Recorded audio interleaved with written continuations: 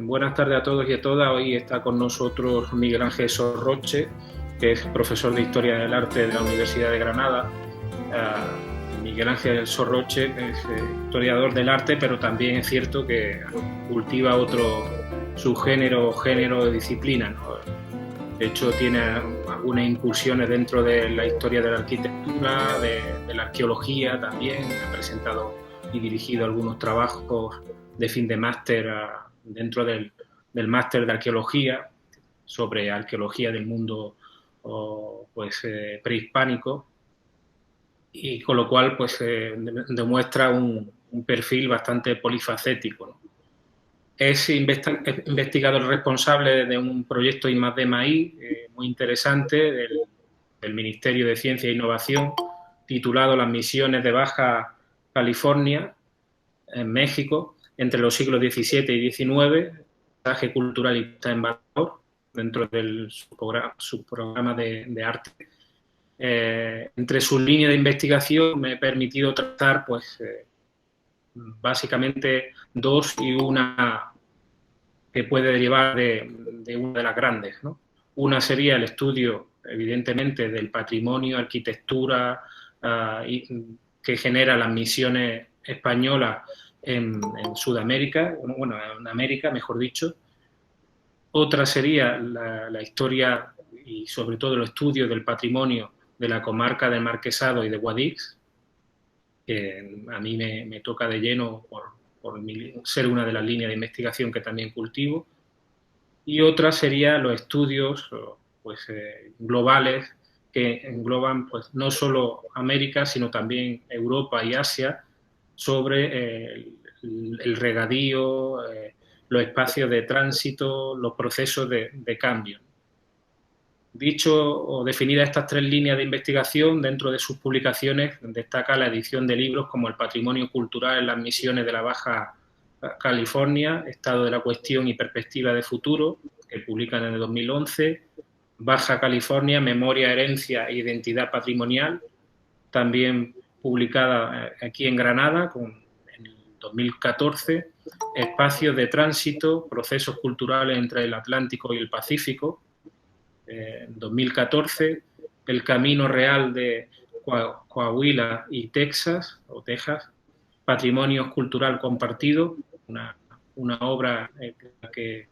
participa también Ana Sofía Rodríguez Cepeda, La Ribera del Pacífico, lengua e identidad cultural hispana, que coedita junto a Gonzalo Ávila, y otra serie de artículos, publicaciones que me he permitido destacar, que están presentes en Dialnet. Siempre hacemos un breve resumen del currículum de la persona que va a intervenir, y instamos a todo el alumnado que acuda a Dialnet por si quiere consultar un poco más de bibliografía al respecto. Sería imposible resumir los currículums de los profesores y de los investigadores que participan aquí en cuestión de 5 o 10 minutos. Hoy nos va a hablar de un tema muy interesante, que además agrupa una de sus líneas de investigación, las fortificaciones españolas en América y Asia, desde la perspectiva evidentemente arqueológica y también desde la perspectiva arquitectónica y de la historia del arte. Pues sin nada más, te cedo la palabra, Miguel Ángel, y me desconecto para no interferir. Muy bien. Pues muchísimas gracias, Bilal,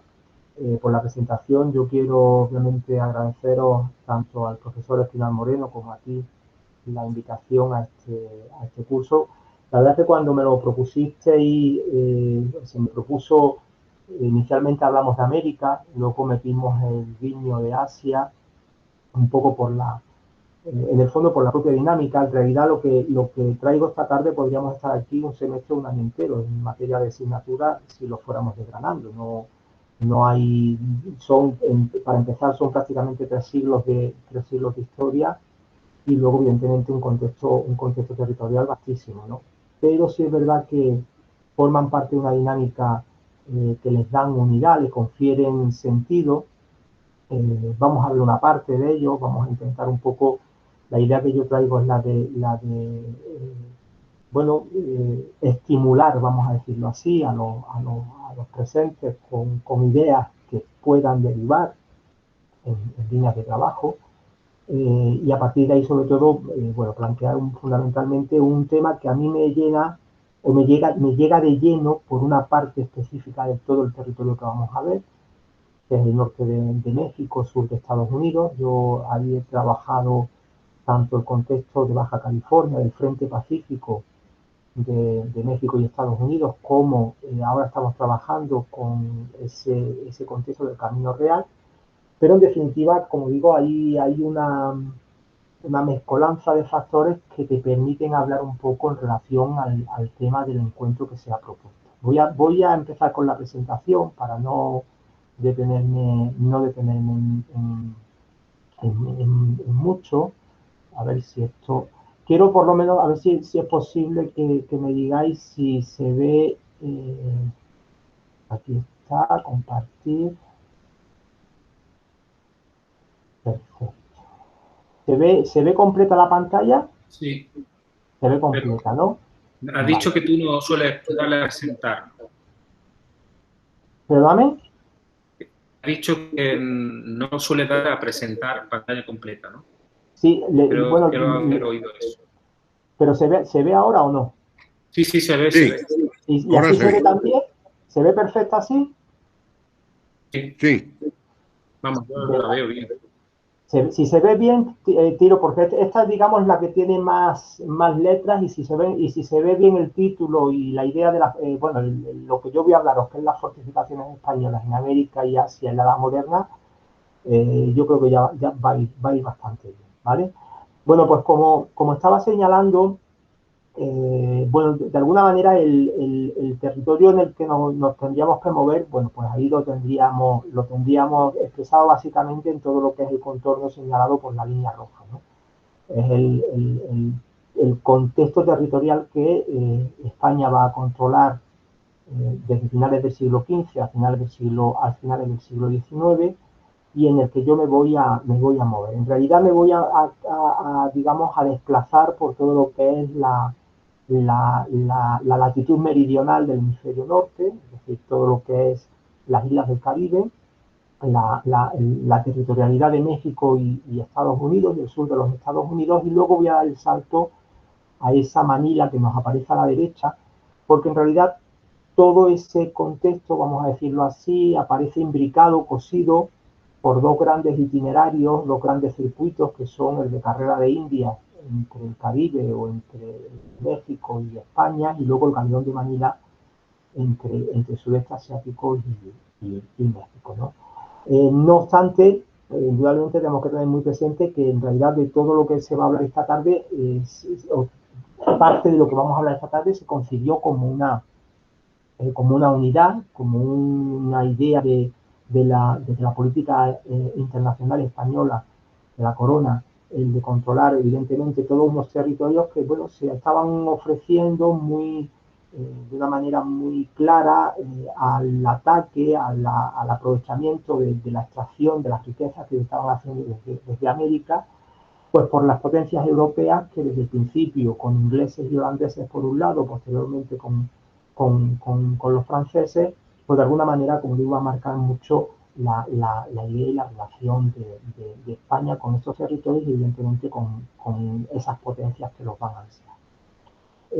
Hablar de fortificaciones, hablar de defensa, hablar de control territorial de la corona española en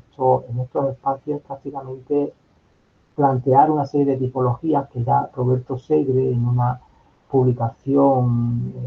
Hispanoamérica a través de su arquitectura, plantea, y que resume, esquematiza muy bien las distintas tipologías de estas infraestructuras que, como digo, fueron una pieza fundamental para controlar estos territorios, y luego, sobre todo, también un elemento indispensable para consolidar la presencia territorial en estos ámbitos, ¿no? Estos son cinco puntos que los vamos a ver todos ellos en distintas tipologías, tanto las defensas del medieval, que evidentemente se dan básicamente en Perdona, Miguel Ángel, que te Dime, interrumpa. Es que dime. no pasa la diapositiva. Estaba esperando A ahora. ver, ¿se ve ahora mejor? Sí, sí, ahora sí. Ahora sí. Bueno, pues lo vamos a dejar así porque se ven también bien. Bien, como os digo, estos cinco esquemas, estos 5 puntos, de alguna manera resumen muy bien las tipologías de esa estructura fortificada, esos elementos militares que nos podemos encontrar en ese vastísimo territorio, un origen medieval de las primeras que se están construyendo en América, heredera indudablemente de una traslación casi sin transformaciones a los nuevos territorios que se estaban ocupando, primero insulares y luego ya territoriales en el continente. En segundo lugar, unos esquemas regulares cerrados que marcan en realidad el tránsito entre lo medieval y las primeras propuestas renacentistas que vamos a ver, por ejemplo, en San Juan de Ulúa, en frente de Veracruz. Luego las fortificaciones diseñadas conjuntamente con trazados urbanos y que veremos, por un lado, en primer lugar representado en La Habana, pero que luego también lo vamos a ver, por ejemplo, en el propio San Juan de Puerto Rico y en Manila, de alguna manera como ejemplificando prácticamente los dos extremos del proceso de conformación. Luego fortificaciones integradas en un sistema defensivo, el caso por ejemplo de Cartagena de Indias, que es el más complejo de todos, y que además lo traigo para también ejemplificar el último de los complementos o de los elementos que se integran en este esquema, que son los diseños articulados por Vauban en prácticamente el primero en Europa y posteriormente tomados como modelos en América, que en definitiva, como digo, sería el caso de los más complejos de todos los que de alguna manera podamos recoger. La temática, como digo, a mí me llena, me llega desde una primera digamos, primer contacto, sobre todo con esos territorios del norte de México, aunque evidentemente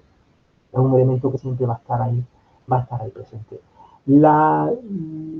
apartado que le he querido dedicar a las fuentes y la metodología por aclarar algunas líneas,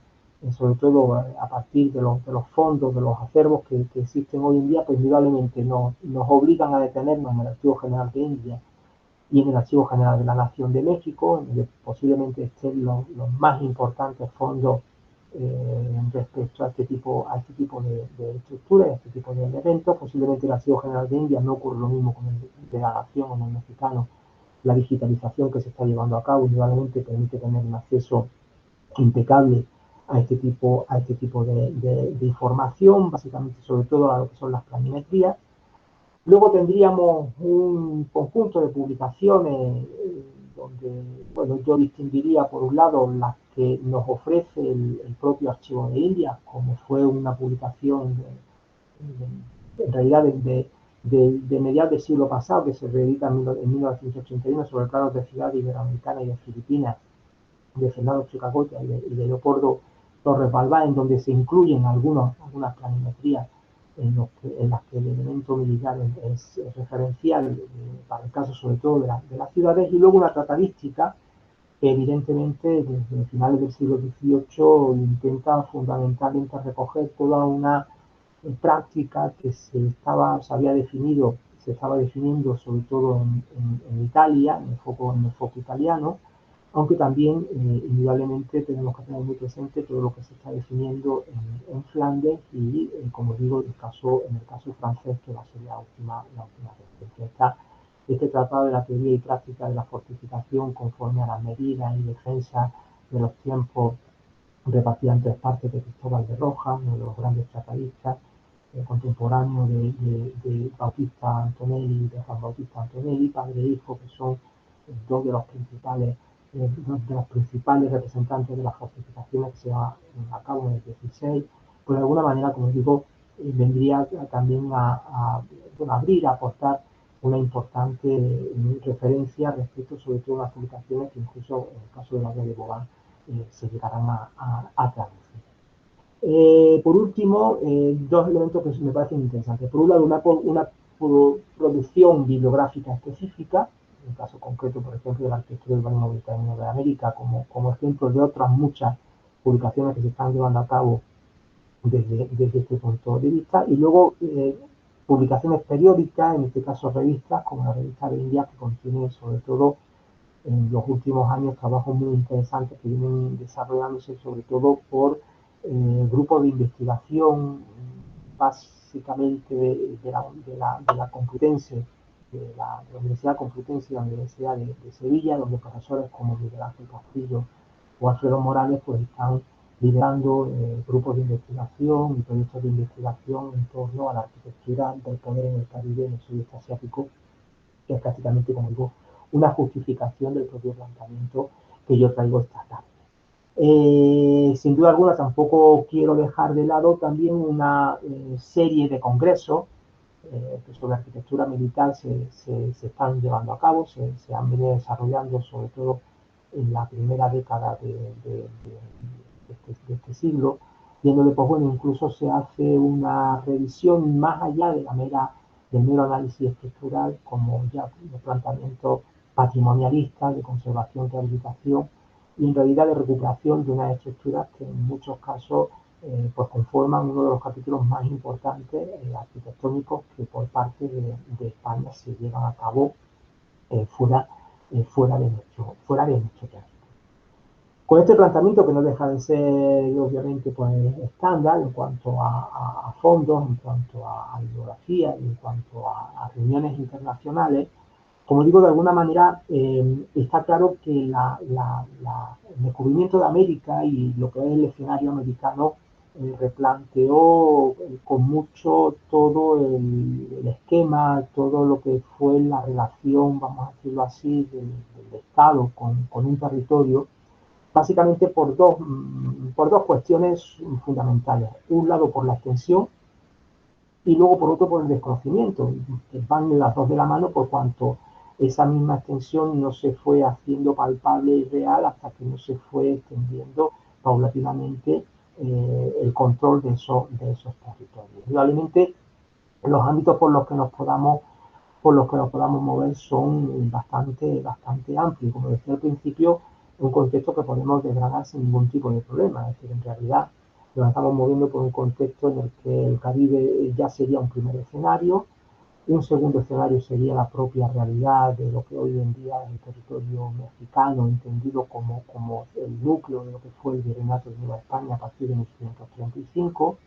Luego tendríamos un contexto sudamericano en el que sobre todo básicamente nos moveríamos por dos escalas, la perimetral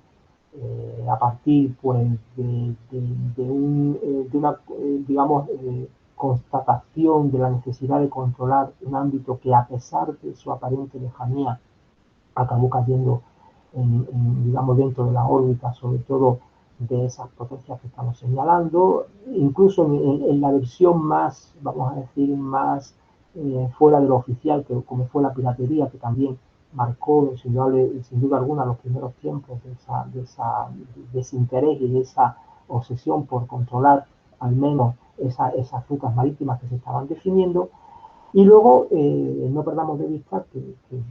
prácticamente todo lo que está fraguándose en el contexto americano va a tener también su proyección hacia el sudeste asiático, en donde Filipinas, en realidad el extremo de todo un circuito comercial que se venía desarrollando por el Índico y por ese sudeste asiático, pues prácticamente desde el siglo VII, con los musulmanes como grandes protagonistas y grandes controladores de los flujos de intercambio, pues de alguna manera se incorporaría aquí de una forma oficial con ese avión de Manila, que al principio, de una forma menos oficial, por cuanto durante algún tiempo no estuvo regulado y no se quiso impedir de alguna manera con trayectos que iban directamente pues, desde ciudades como Cantón a Lima, y que de alguna manera pues, bueno, diversificaban también las posibilidades y sobre todo abrían, como digo, una dimensión territorial y con una necesidad de control pues, tremendamente compleja.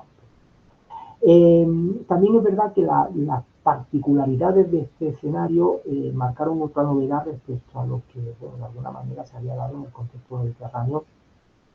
con anterioridad, ¿no? La necesidad de diseñar una estrategia de control del espacio en una doble, vamos a decir, escala. Una escala móvil, una escala en la que los galeones, las armadas de los barcos, prácticamente jugaban también un papel importante desde el punto de vista defensivo, y luego otra dimensión, otra escala estática que vendría a estar conformada por todo el programa de construcción defensivo, que es el más grande que lleva a cabo Felipe II durante su reinado y que, como digo, afecta pues, prácticamente a todo lo que el ámbito que estamos viendo del Caribe y que luego se extendería hacia lo que es toda esa periferia sudamericana. Como digo, hay un factor que hay que tener en cuenta, que es sobre todo la exposición de prácticamente la inmensa mayoría de las primeras grandes fundaciones que son litorales a los ataques, que hizo pues prácticamente fundamental e importante la contribución que desde los galeones se podía hacer a esa región. En realidad, la imagen que veíamos con anterioridad marca los grandes flujos, vuelvo a ella, los grandes flujos que van a confluir en un momento dado en La Habana. En realidad, La Habana recoge todo el circuito que llegaba a Veracruz, interior de Nueva España y sobre todo proveniente de Acapulco, luego lo vamos a ver, recababa en La Habana, y en La Habana también se recogía todo el flujo comercial que desde Cartagena de India se dirigía a lo que acabó siendo el principal centro de lo que se ha de llamar una estrategia, un esquema, una dinámica de recepción, almacenamiento, protección y redistribución de productos. No fue más que un constante reajuste que tuvo en Puerto Rico un primer escenario. Posteriormente La Habana se convirtió en la gran capital que recogía, como digo, esos cargamentos a partir de esas caravanas, de esas carreras de galeones que se van a cabo en este mar interior conformado por el Golfo de México y el Mar Caribe, pero que en definitiva se convirtió en el primer punto atrayente para piratas y para esas potencias inglesas. Ingleses y holandeses prácticamente desde el siglo XIX. Un intento por localizar, por identificar prácticamente las fortificaciones de una manera somera, no son todas, pero de una manera somera.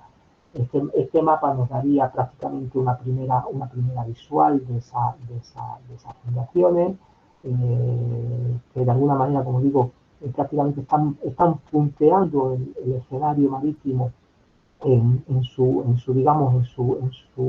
cara más fundamental, en sus puntos más fundamentales. Pero si buscamos en Google un mapa con las fortalezas españolas en todo el ámbito en el que nos vamos a centrar, pues prácticamente este podría ser lo más realista, ¿no? Como digo, el Caribe como gran punto de recepción, desde la costa venezolana, la costa colombiana, Panamá, Nicaragua, Honduras, todo lo que es el escenario de Campeche, de la península de Yucatán, perdón, como complemento a lo que va a ser el Golfo de México con Veracruz, y luego evidentemente las grandes Antillas, en donde prácticamente desde Puerto Rico, Santo Domingo y luego la isla de Cuba, pues prácticamente van a conformar ese contexto por el que se van a mover en un primer momento esos galeones que estábamos señalando. Lo que nos encontramos luego en el contexto territorial no es más que una consecuencia, lo vamos a ver luego, no solo ya de la entrada de la caída de México que se está celebrando, se están conmemorando, más que celebrando por parte mexicana, conmemorando 500 años este año 2021, el 13 de agosto de este año se cumplirán los 500 años de la caída definitiva de la ciudad, pero como digo, de alguna manera responde muy bien al proceso de expansión que se produce a partir de ese momento, tanto hacia la costa del Pacífico, ahora veremos el detalle del protagonismo de Cortés, y luego sobre todo una expansión hacia el norte, conformada prácticamente por todo lo que es la frontera actual de Estados Unidos, una serie de presidios que vamos a analizar, y que aquí estarían marcados, por un lado, por el punto de las misiones, que también vamos a ver, misiones franciscanas, a partir de la fundación de San Diego en 1769, con Junípero Sierra, que acabarán en San Francisco, y luego toda la serie de asentamientos, de misiones y de fuertes, que a partir del Camino Real, precisamente, que desde San Luis Potosí, Zacatecas, ya a través del estado actual de Texas, pues se extendía prácticamente a la Florida, un territorio que está conociendo expediciones españolas desde los primeros instantes del siglo XVI, y está intentando controlar todo este ámbito del Golfo de México, y que, como digo, el resultado es todo este organigrama de banderas de San Andrés, con la Cruz de San Andrés que tenemos aquí, que en el fondo es el compendio de todo lo que está ocurriendo entre el siglo XVI y el siglo XIX.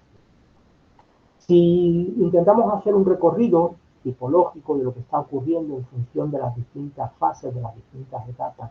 en la que se pudiera estructurar todo el proceso de ocupación, que como digo, abarca esos 3 siglos que viene desde finales del siglo XV hasta finales del XVIII, pues prácticamente tendríamos unos primeros momentos en donde la herencia medieval es muy clara, la torre de homenaje Santo Domingo casi recuerda más una torre de arquería que con su complemento, con su complementario fortín que otra cosa, pero se está construyendo en América, incluso con un elemento que luego acabará teniendo tintes casi decorativos, que es ese juego de naciones y de almenas que lo corona. Y luego incluso se habla ya de prácticamente en el propio siglo XVI de transiciones de esquemas en donde la mole del edificio es la predominante, incluso potenciado por cierto aislamiento y cierta localización apartada respecto a lo que es, por ejemplo, el enclave en el que va a fundarse la ciudad, que puede ser, por ejemplo, el Castillo de la Fuerza de La Habana, que marcaría el primer programa de fortificación de la ciudad. Vamos a ver el tema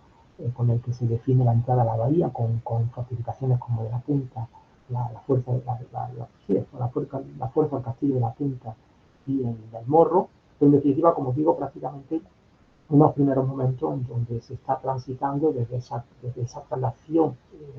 literal de los esquemas medievales a una ya transformación indudablemente influenciada por las corrientes renacentistas, en donde ya la geometría y la racionalidad de los esquemas están apareciendo, pero todavía dentro de esa visión del volumen predominante respecto a lo que sería pues, bueno, la imagen que acabarán teniendo, por ejemplo, por la época de sin duda alguna, la fundación de ciudades o digamos, el factor militar de control territorial que se da en América va también muy unido al control o al efecto, perdón, de fundación de ciudades, ¿no? La idea de que en América prácticamente el control del espacio se va haciendo en función de esa dinámica fundacional de ciudades, pues realmente tiene un primer contexto que es el de esas islas del Caribe, de las Grandes Antillas, en las que estábamos comentando con anterioridad, y en donde indudablemente los dos grandes conjuntos de Puerto Rico y de La Habana pueden ser los más significativos. Clave en donde ya se va viendo cómo se va exigiendo de alguna manera ante esa amenaza que estamos comentando de piratas y de potencias en la defensa no solo de los enclaves, sino también de los conjuntos urbanos. Puerto Rico es el primer conjunto que nos empieza a ofrecer ya todo un perímetro amurallado con esos baluartes salientes que indudablemente ya están respondiendo a esa dinámica renacentista que estábamos comentando, pero ahora también el reaprovechamiento de la propia naturaleza del espacio, incluso lo vamos a ver en la fortaleza del Morro, aprovechando una elevación que, bueno, incluso es tachada, es señalada también todavía como un toque renacentista que luego incluso con Bogán va a tener un enorme protagonismo, ¿no? Aquí tendríamos esas dos imágenes de esas primeras fortalezas que se están construyendo, como digo, en Puerto Rico, y que prácticamente van a tener protagonismo o van a tener importancia pues el mismo tiempo que conforme la reorganización de la isla más más occidental de las Antillas, la isla de Cuba, y que en definitiva prácticamente la fundación de La Habana en 1514, pues de alguna manera trastocar y desplazar esta importancia que estamos comentando tenía y llegó a tener Puerto Rico. En ese sentido, la propia ciudad de La Habana, en este plano del siglo XIX, que lo traigo sobre todo también porque no nos perdamos de vista que lo que son las estructuras originales, que es la que nos quedaría aquí a la derecha, con todo este perímetro amurallado que estamos viendo, se traspasan, se convierten prácticamente en el inicio de la expansión de la ciudad precisamente en esta época, en este punto final. Como digo, nos permite muy bien entender cuál fue la estructuración inicial de La Habana, cómo de alguna manera aprovechó un punto crucial de control del acceso a la bahía y cómo de alguna manera pues prácticamente exigió un primer programa que luego a lo largo de los siglos XVII y XVIII se fue ampliando, pero que fue fundamentalmente con la construcción de las fortalezas de la Punta y del Morro, que en definitiva vienen a, como digo, ser las más representativas desde un punto de vista sobre todo de esta fase inicial de control que estamos señalando, ¿no? En ese sentido, pues bueno, volvemos a encontrarnos de nuevo conjuntos en donde las cortinas de muralla, los baluartes, los remetines, la adaptación al aprovechamiento de las condiciones naturales, en este caso del Morro, pues prácticamente se están dando ya en el siglo XVI como un testimonio claro de esa llegada de las influencias renacentistas. Insisto, prácticamente se están definiendo en el contexto italiano y en el contexto flamenco, y luego sobre todo, pues bueno, un esquema que en el caso de la punta, al otro lado del acceso de la bahía, mucho más comedido, pues venía sobre todo también a mostrarnos el inicio de una dinámica que ya prácticamente su consolidación con Rubén, que es el complemento de las estructuras, su inserción en el territorio, una dimensión mucho más compleja, mucho más amplia que una mera estructura aislada que vendría a ser la medida, ¿no? Ese escenario, como digo, no es más que la antesala en realidad del acceso al continente, ¿no? Las expediciones que se están llevando a cabo precisamente desde la isla de Cuba en los años 1517, 1518 y 1519, organizadas por Francisco Fernández, Juan de Grijalva, y el 19 por el propio Hernán Cortés, lo que van es sobre todo a poner de manifiesto la existencia de todo un frente interior a lo que hoy en día es el Golfo de México, de prácticamente desde lo que es la península del Yucatán y hasta pues bueno, la misma Veracruz, se conforman como un frente, una línea de costa necesaria en su control para fundamentalmente permitir los accesos al interior que conllevarán, en el caso de Cortés, por la propia conquista de la capital. En ese contexto del Golfo de México, pues destacan varios elementos que son interesantes, ¿no? La fundación la fortificación de San Juan de Ulúa, que se hace frente a Veracruz, la ciudad que funda Cortés en 1519. Cortés, cuando redacta las cartas de relación, habla y señala que él, cuando se adentra en el interior del continente, ha dejado un destacamento de soldados que están están construyendo la recién ciudad fundada de Veracruz, en realidad la Villa Rica de la Veracruz, y una fortaleza, habla de fortaleza. Y lo que sí es interesante es que San Juan de Ulúa conforma un conjunto, en realidad integrado por lo que es la fortificación que estamos viendo, en este caso todavía con esos esquemas rectangulares, con las cortinas rectas, simplemente resaltados en las esquinas con esos baluartes forma de diamante que podemos ver. Como digo, se va a complementar en un momento dado por la necesidad de control territorial con la fortificación de San Carlos de Perote, en posterior, 2 siglos posterior, pero que con la incorporación del foso, con una sobredimensión de la escala, venía a complementar tierra adentro en la función de la fortaleza de San Juan de Ulúa, fundamentalmente porque Veracruz se va a convertir en el puerto de entrada de los productos que llegan desde la península ibérica, pero a la vez el puerto de salida de todo el tráfico comercial que está llegando desde Asia. De alguna manera, Veracruz viene a ser puerta y entrada no solo a la Nueva España, no solo a lo que es actualmente lo que tenemos en la cabeza territorialmente como lo que es México, sino, como digo, prácticamente también abriendo la puerta a ese contexto oriental que vamos a acabar. En ese sentido, el Golfo de México desde un principio fue el escenario por el que se van a ir moviendo, bueno, pues esos piratas, fundamentalmente ingleses y holandeses, que junto con ya armadas perfectamente diseñadas y perfectamente constituidas, pues se van a dedicar a prácticamente a asaltar cualquier galeón que se mueva por ese escenario. En ese sentido, la necesidad de controlar sobre todo la línea de costa, la necesidad de controlar prácticamente el establecimiento de asentamientos que estaban destinados básicamente a la explotación de los recursos naturales, el origen del Belice,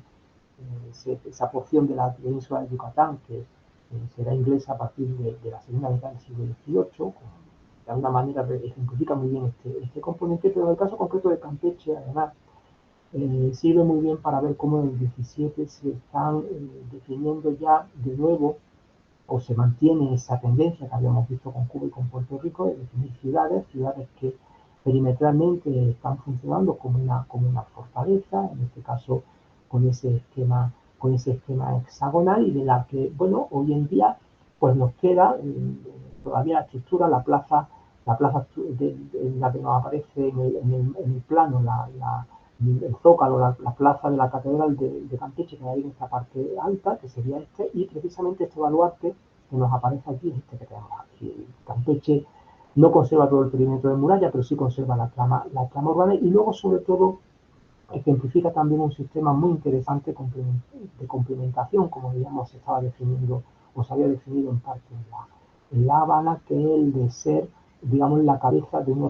organigrama territorial conformado por el castillo de San Miguel, cerca de la ciudad, y luego, sobre todo, prácticamente por un conjunto de atalayas, torres vigías que salpicaban el territorio, y que, bueno, podríamos entender casi como una traslación del mismo esquema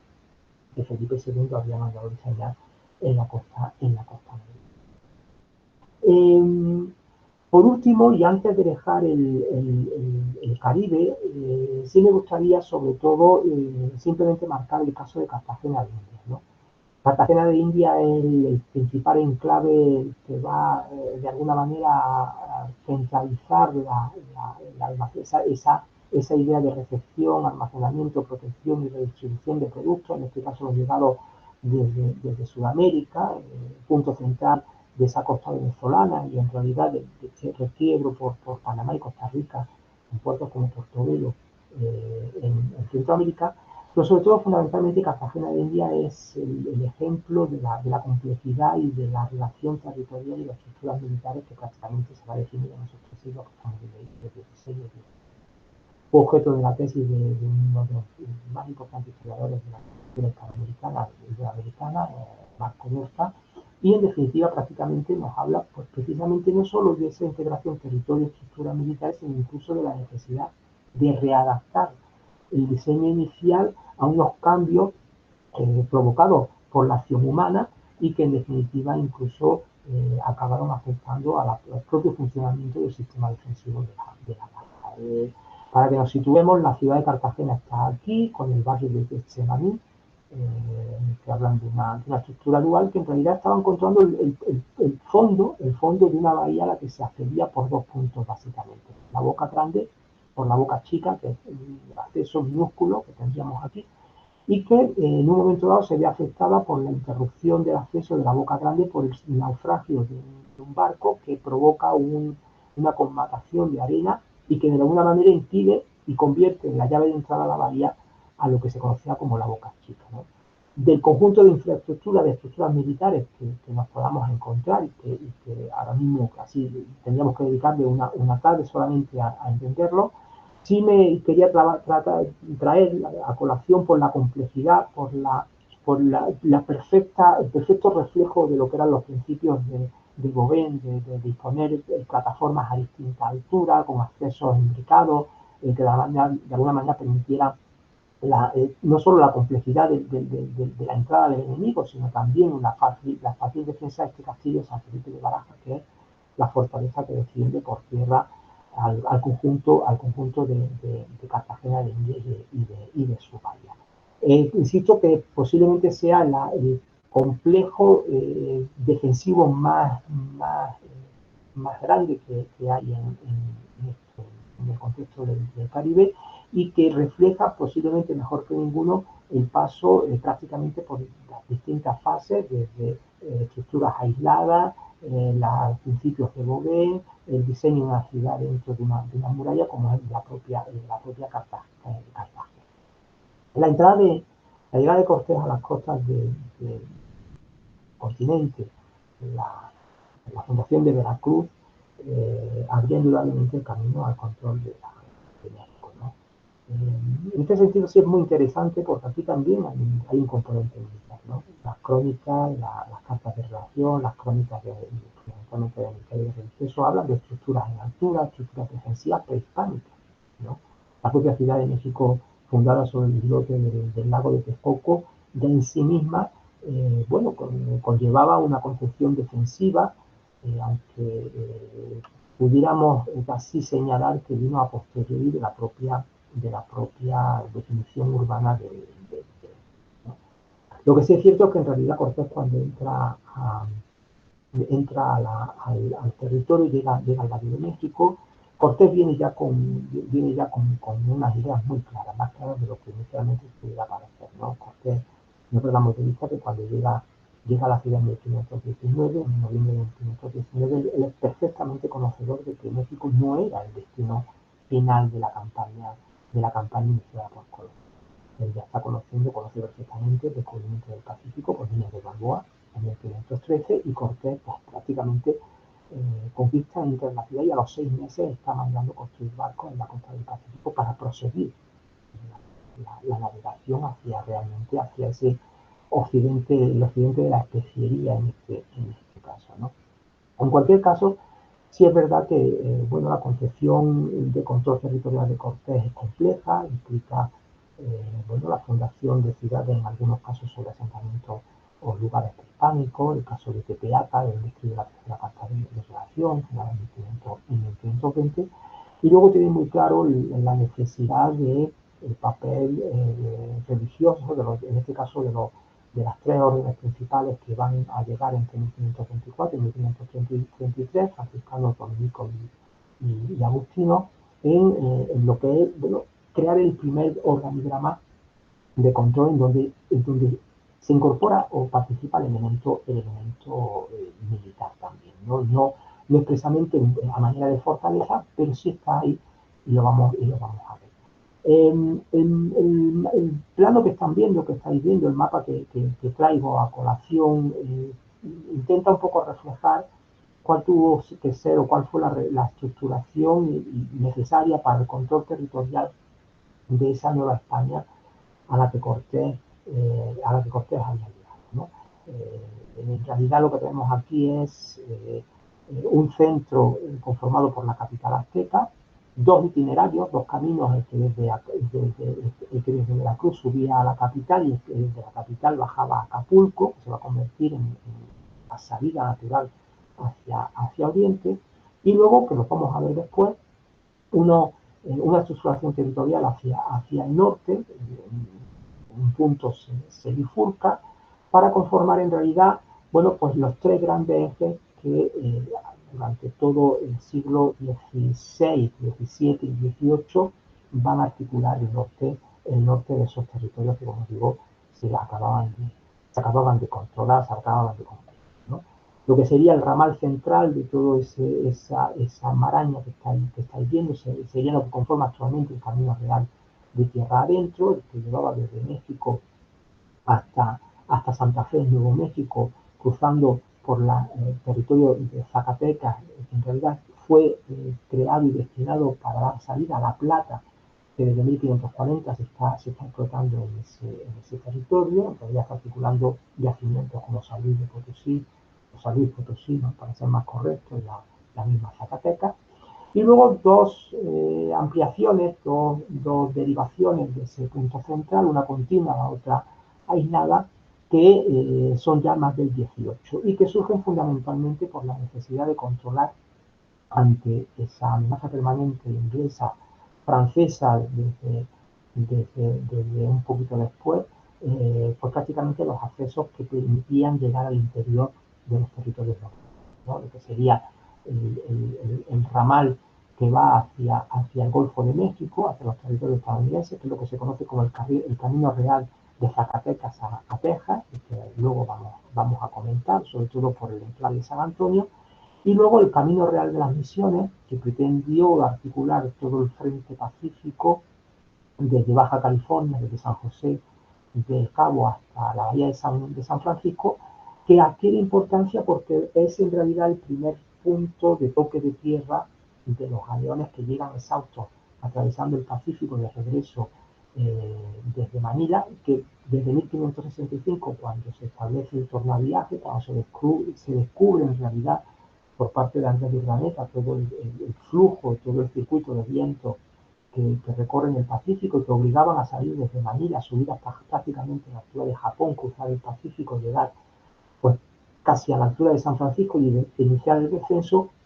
se convertían en un punto fundamentalmente de ataque por parte de los holandeses y de los ingleses. Cavendish, el pirata holandés, asalta el primer galeón prácticamente en 1571-72, está asaltando el primer galeón precisamente en un punto en el que, bueno, lo único que esperaban era simplemente atracar, recibir un poco de avituallamiento para de ahí directamente bajar desde la costa a Acapulco. Fue en el 18, por ejemplo, cuando José de Gálvez decide fundar el puerto de San Blas, que, bueno, sin mucho éxito porque no fue un lugar idóneo por el tema de los manglares, funcionaba, tenía intención de ser ese punto de abastecimiento y de recalo de los galeones, un apoyo inmediato, vamos a decirlo así, a esa península de Baja California, que insisto, era el frente directo y abierto que se abría al Pacífico y que adquiere esa importancia que estoy señalando. En cualquier caso, volviendo a Cortés, Cortés en esa necesidad de ese control territorial hace dos cosas bastante interesantes. Una, decide refundar la capital donde estaba la antigua, México Tenochtitlan. Y digo decide porque no fueron pocas las voces que le recomendaron elegir un lugar más idóneo como Coyoacán o como la propia Cuernavaca para esa fundación, fundamentalmente por lo insalubre del espacio, de la laguna en la que estaba la capital. Usted sabía de lo simbólico, de la carga ideológica que tenía en eliminar la capital azteca, lo que no le quita que, bueno, observador, Hipólito, Cuernavaca es un paraíso, 25 grados permanentes durante todo el año, una primavera eterna, pues no deja de mandar construir ahí el que se conoce como el Palacio de Cortés. Los esquemas son un juego entre lo medieval, de esa mole de piedra y la apertura con esos belvederes, esas arcadas mínimas, realmente está copiando el Palacio de Diego Colón en Santo Domingo, pero sí es verdad que la apariencia, esa idea de una apariencia de poder, la arquitectura elocuente. Además, está construido el edificio sobre un antiguo teocalli, un antiguo templo prehispánico, de cuyas escaleras iniciales apenas si quedan restos aquí en el frente. Pues bueno, está jugando Cortés con un almenado exterior, una apariencia exterior que se mantendrá hasta el 18, cuando se construyan incluso algunas misiones, sobre todo en Baja California, con el componente de la gárgola en forma de cañón, y que aquí, como digo, está jugando con ese factor, vamos a decir, visual, que es muy importante. Un factor visual que además fue fundamental para entender sobre todo la construcción de conventos. El convento novohispano en México tiene igualmente una triple función, vamos a decirlo así: la función de evangelizar, la función de ocupar y de articular un territorio, y una función defensiva. Los esquemas, todos tenemos en la cabeza los esquemas medievales de edificaciones religiosas con almenas, desde las estructuras mudéjares del Guadalquivir, del Bajo Guadalquivir, el contexto sevillano, por ejemplo, a incluso románicas del norte de España, donde el volumen de la edificación se remata con estas almenas, y que en el caso concreto de México sobre todo empieza a tener una importancia fundamental a partir de la segunda mitad del siglo XVI, cuando incluso, pues, en apariencia, porque no se tiene muy claro, el propio virrey Mendoza lo que hace es establecer lo que se conoce como una traza moderada, que se entiende que fue una unificación de la apariencia visual de los conventos exteriores, donde el componente, insisto, militar con esos almenados jugaba un papel destacado. Luego podríamos destacar o pudiéramos detenernos en discutir si esa relación también, esa presencia de los almenados tenía que ver con un componente que también aparecía en los almenas, que también existían en los templos prehispánicos, y un intento también por jugar con una preservación de la imagen imponente del edificio religioso, como ocurría en la etapa prehispánica, en este caso aquí sustituida por el convento. En cualquier caso, como digo, la articulación territorial durante todo el siglo XVI y obviamente luego XVII, pero fundamentalmente durante el siglo XVI, fue la de ir localizando esos templos que Cortés reclama a partir sobre todo de la llegada de esos religiosos, que prácticamente de la segunda carta de relación está exigiéndole al emperador Carlos V, y que, insisto, es posiblemente uno de los capítulos más interesantes y más sugerentes de esa funcionalidad mixta que pudieron llegar a tener este tipo de islas. La apertura al Pacífico, sin duda alguna, fue trascendental. Luego vamos a ir a Manila, vamos a ver en realidad el otro extremo de ese recorrido. Es la contraparte de la carrera de Indias, la dio, insisto, desde 1585 hasta 1800, desde 1565 hasta 1815, es el gran canal de control y de conexión entre América y Asia, más aún el derrotero del galeón prácticamente, lo que está haciendo es en realidad conectar integralmente lo que son los dos grandes circuitos que hemos señalado, y en ese sentido, pues bueno, Acapulco se acaba erigiendo como la gran bahía receptora, protectora de esos galeones que están llegando desde Manila, ¿no? La fortaleza que tenemos actualmente, que es la de San Diego de Acapulco, es una fortaleza del 18, la original se destruye con un terremoto, pero en definitiva viene a plasmar un poco la esencia de lo que está haciendo en cuanto a incorporación de conceptos de Gauvain en cuanto al tema del foso, el tema de los baluartes salientes para generar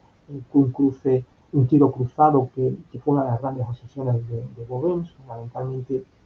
en cuanto a la efectividad, y que viene a ser un claro reflejo, bueno, pues de toda la evolución de este tipo de estructuras que indudablemente motivadas por las exigencias, los avances tecnológicos, los cambios en las tipologías y en las metodologías de asedio, pues prácticamente se había ya prácticamente originado en Europa. La guerra de Granada y empleo de la pólvora fue un elemento decisivo, y en estructuras como esta ya del 18 pues está perfectamente definida en cuanto a tipología, en cuanto a características, en cuanto al papel de esa geometría y esa racionalidad del nacimiento que había aparecido inicialmente en el 16, en esas estructuras que veíamos en la costa del Atlántico, del Golfo y del Caribe, que aquí, como digo, tienen un punto de inflexión por cuanto calidad y, digamos, calidad y consecuencia desde un punto de vista costero. Si bien es cierto que, como estamos viendo, en realidad hemos hecho ese primer guiño a Cuernavaca y a los conventos en cuanto a elementos estructurales internos, y en realidad venimos moviendo prácticamente por todo lo que es el frente litoral de esos territorios controlados por la corona española que venimos señalando. Indudablemente tenemos también frontera interior. Hay dos grandes casos de fronteras interiores, una en el norte, que es la que vamos a ver ahora, que es esa frontera que marca en realidad la zona civilizada, por decirlo así, de la no civilizada, la zona de grupos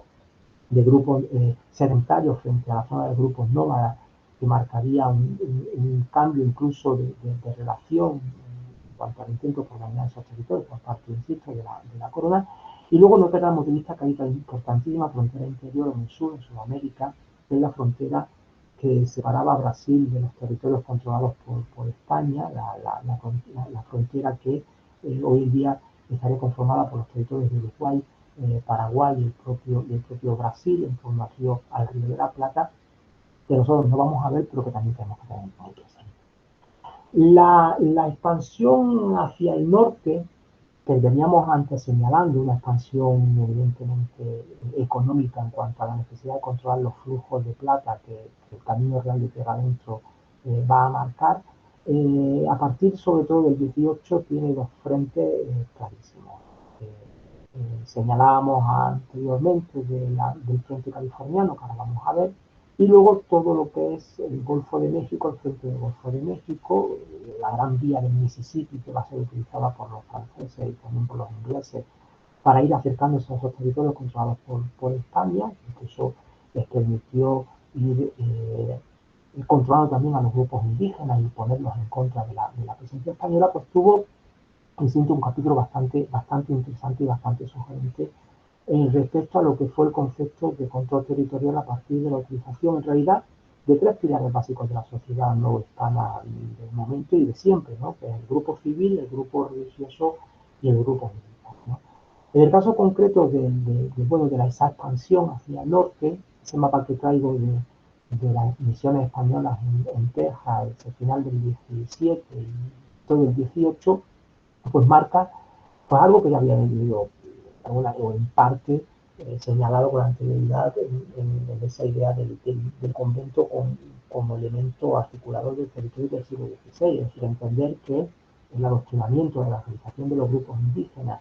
y luego la idea del presidio como elemento defensivo, pues prácticamente van a ir de la mano. Traigo esa imagen del soldado de cuera por algo anecdótico, pero también como un factor decisivo, por cuanto los soldados de cuera, los destacamentos de soldados de cuera fueron fundamentales en los dos contextos, el californiano y el de ese camino de Zacatecas a Texas, por cuanto son posiblemente el brazo militar más exitoso de la corona española en América, antecedente del cowboy norteamericano, y que se llamaba de cuera porque llevaban un chaleco, en algunos casos un abrigo que les llegaba hasta las rodillas, hecho en cuero, y que les permitía defenderse, por ejemplo, pues lo más temido, de las armas más temidas por parte de los grupos indígenas, que eran las flechas, ¿no? En ese sentido, insisto, el control territorial de esta zona norte no tenía nada que ver con la del contexto de la capital. Se encontraron con ciudades ya perfectamente definidas, grandes ciudades. Se calcula que podían vivir hasta unas 2,5 millones de personas en el Valle del México Cortés, ciudades como Azcapotzalco, Iztapalapa, Texcoco, la propia Coyoacán. Hablaban de una importante tradición urbana, mientras que en el norte, ya la propia guerra chichimeca en la segunda mitad del siglo XVI lo puso de manifiesto, el control territorial pasaba por controlar los grupos humanos, los grupos indígenas, grupos de cazadores, recolectores, con una enorme movilidad y que, bueno, hicieron que casi podíamos aplicar la idea de una arquitectura de campaña a la fundación de los presidios, que en realidad eran puntos desde los cuales los distintos destacamentos tenían un refuerzo, un apoyo para, de alguna manera, controlar vastísimas extensiones del territorio. A veces uno cuando se mueve por allí, lo primero que se viene a la cabeza es que a quién de cerebral se le ocurrió entrar allí a adoctrinar y a controlar pues, lo desconocido en realidad, además zonas ya desérticas, zonas en donde el control de los puntos de agua se convierte en casi clave de éxito. Creo que, bueno, en estos dos mapas que traigo de presidios, el de arriba, el primero,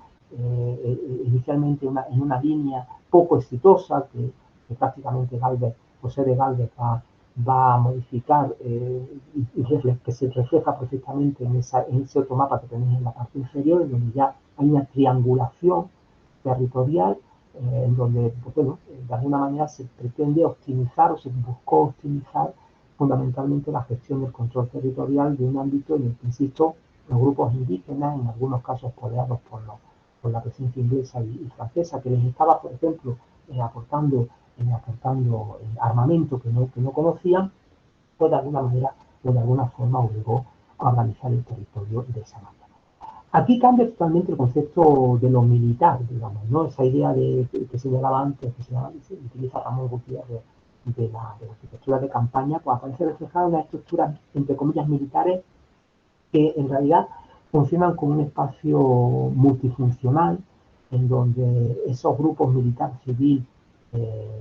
y religiosos van a cohabitar o van a generar un punto de atracción y de control de la población indígena, ¿no? El caso, por ejemplo, de la misión de San José y San Miguel Aguayo, en Texas, el extremo de ese camino San Antonio, declarada Patrimonio de la Humanidad hace muy pocos años, pues nos presentan esquemas, en realidad, de espacios geométricamente muy simples, un cuadrado delimitado por un muro cuya cara interior está ocupada por las dependencias de los indígenas, con baluartes o torres circulares en las esquinas, y en donde en un sector pues se aglutinan las dependencias de los religiosos, una iglesia bastante imponente, incluso un granero, que está interpretado como un edificio de un granero en ese sector, ¿no? La idea, como digo, es en realidad, aquí está la iglesia de San José y San Miguel Aguayo, como digo, en realidad es crear puntos de atracción, de control de la población indígena. En el caso incluso de las misiones de San Antonio, son 5 o 6 misiones que además están muy cerca, no tienen sentido desde un punto de vista de la evangelización territorial, pero que, vuelvo a decir, aquí marcan una tipología novedosa, mucho más simple de lo que hemos visto con anterioridad, incluso la propia arquitectura, una arquitectura de mampostería, una arquitectura incluso de adobe, y que, bueno, no tiene tampoco que hacernos perder de vista, bueno, que posiblemente en origen eran empalizadas, que funcionaban simplemente como elementos de concentración de esas unidades que buscaban, insisto, articular el territorio. Las 10 últimas imágenes que traigo me permiten, por un lado, abrir el frente pacífico, ese frente pacífico que empieza a tener sentido a partir del siglo XVI. Cortés llega hasta aquí en 1536-37, en la ciudad, en la actual ciudad de La Paz, un territorio que no solo es que merezca la pena ir, pero que sí que solamente yendo entiende uno el porqué del problema de su control en cuanto a ausencia de grandes fuentes de agua, aunque no inexistentes, un clima subdesértico bastante determinante, pero que en realidad, insisto, abrió el frente de la necesidad de controlar todo un espacio en el que recalaba el carbón. En realidad aquí lo que se acaba haciendo es fundar una serie de enclaves, el primero el de Loreto, en 697, que acaba teniendo un presidio, que es este que tenemos aquí, ¿vale? Presidios que responden incluso un pequeño antemuro, a veces nada, con su entrante y sus salientes, pero que, insisto, mantiene el esquema que hemos visto en el caso norteamericano, en su momento territorios controlados por los españoles. Y luego lo que sí es cierto, vuelvo a la imagen anterior, a partir de 1769 con la fundación de San Diego, la fundación sobre todo San Diego, Santa Bárbara, Monterrey, San Carlos, que anda por aquí, y San Francisco, ¿vale? Como digo, marca fundamentalmente la necesidad de al menos colocar una serie de puntos estratégicos en donde no solamente exista una misión, sino que también exista el complemento del presidio. Los presidios aquí, situados en un punto alto, en donde la edificación, por su volumetría, por su densidad, por su escala, es en apariencia una volumetría preeminente y sobre todo de carácter defensivo, controlándolo desde muy cerca a la línea de costa, en realidad también controlando el acceso al valle que llevaba a la misión. Insisto, solamente se hicieron 4 en lo que es la California actual, San Diego, Santa Bárbara, Monterrey y San Francisco, la misión de Dolores también con su presidio, y que, bueno, marcarían sobre todo la necesidad tanto de controlar acceso en un momento, el 18, en el que también nos aparece aquí un invitado, no de piedra en absoluto, pero sí un invitado que a veces se nos olvida, que son los rusos. Los rusos están bajando por el estrecho, desde Alaska, están bajando una vez se ha descubierto el estrecho de Bering, están intentando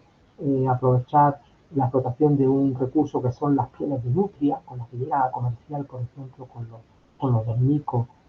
la propia Baja California, misiones en las que están las pozas en donde se curtían las pieles, porque además era el único medio de subsistencia en algunos casos de esas misiones, y de alguna manera se convierte este punto, y sobre todo en los accesos, vuelvo un poco a la misma idea que hablábamos en el caso del Golfo de México, del Atlántico y del Caribe, que es el de controlar los puntos de la costa y los accesos, como lo señalábamos en Campeche, y aquí, insisto, se vuelve a dar esa característica. Y luego, indudablemente, Manila, vuelvo a decir que se abre o entra como invitada a esta historia, pues posiblemente por esa idea que señalaba con anterioridad que ocurre o que se da con Cortés, ¿no? Cortés sabe perfectamente que no está llegando al objetivo